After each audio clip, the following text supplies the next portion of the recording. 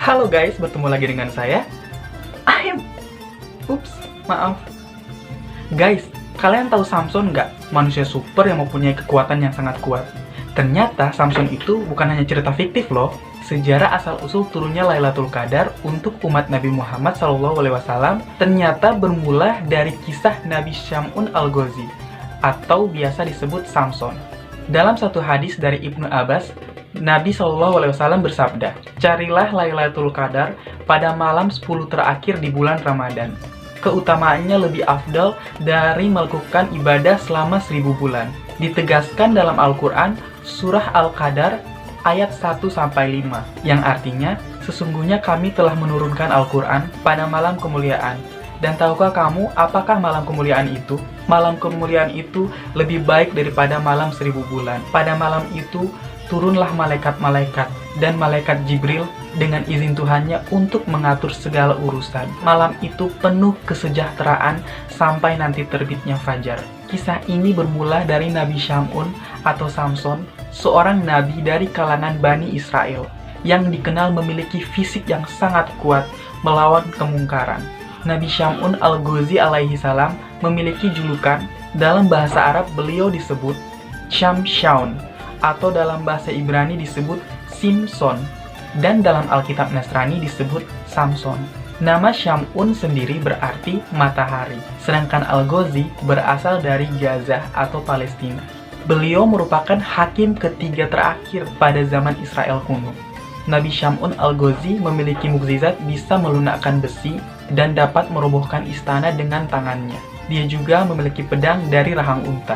Dalam kitab Mukasyafatul Qulub, karangan Imam Al-Ghazali menceritakan bahwa Rasulullah berkumpul bersama para sahabat di bulan Ramadan, kemudian dia bercerita tentang seorang Nabi Syamun Al-Ghazi yang kemudian membuatnya tersenyum. Syamun ini merupakan kisah Israiliyat yang diceritakan turun-temurun di Jazirah Arab, jauh sebelum Nabi Muhammad lahir. Dikisahkan Nabi Syamun berperang melawan bangsa yang menentang ketuhanan Allah. Keperkasaan Nabi Syamun dipergunakan untuk menentang Raja Israel dan para penguasa kafir. Karena Nabi Syamun sulit untuk dikalahkan, akhirnya Raja Israel mencari cara untuk bisa menundukkan Nabi Syamun. Berbagai cara pun diupayakan sang raja sampai diiming-imingi untuk mendapatkan hadiah berupa emas dan berlian yang sangat banyak bagi siapapun yang bisa mengalahkan Nabi Syamun. Tapi sayang semuanya gagal, sampai akhirnya istri Nabi Syamun berkhianat kepadanya demi mendapatkan hadiah yang ditawarkan oleh Raja Israel. Nabi Syamun Al-Ghazi terperdaya oleh istrinya. Karena rasa sayangnya dan cintanya terhadap sang istri, Nabi Syamun berkata kepada istrinya, "Jika engkau ingin mendapatkanku dalam keadaan tak berdaya, maka ikatlah aku dengan potongan rambutku." Akhirnya, ketika Nabi Syamun tertidur, rambutnya pun dipotong oleh istrinya dan diikatkan ke tubuhnya.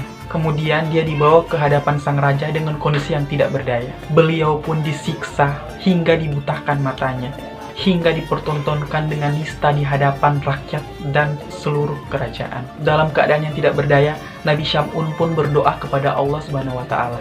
Beliau berdoa dimulai dengan bertobat dan meminta pertolongan kepada Allah. Atas kebesarannya, doa Nabi Syamun pun dikabulkan. Istana raja hancur beserta istrinya yang telah mengkhianatinya. Kemudian Nabi Syamun bersumpah untuk menebus dosa-dosanya dengan beribadah selama 1000 bulan, 83 tahun 4 bulan, tanpa henti. Ketika Rasulullah SAW selesai menceritakan kisah Nabi Syamun yang berjihad fisabilillah selama 1000 bulan, para sahabat pun berkata, "Ya Rasulullah, kami pun ingin beribadah seperti Nabiullah Syamun Al-Ghazi." Kemudian Rasulullah diam sejenak, dan malaikat Jibril pun datang, mewahyukan tentang satu malam yang sangat agung, bahwa pada bulan Ramadan ada satu malam di mana malam itu lebih baik dari malam 1000 bulan. Itulah Lailatul Qadar, yang jika kita mendapatkannya, maka malam itu lebih baik daripada 83 tahun 4 bulan ibadahnya Nabi Syamun Al-Ghazi. Rasulullah SAW berkata, menurut kitab Qisyasul Anbiya, diperlihatkan kepadaku hari akhir di mana seluruh umat manusia dikumpulkan di padang mahsyar.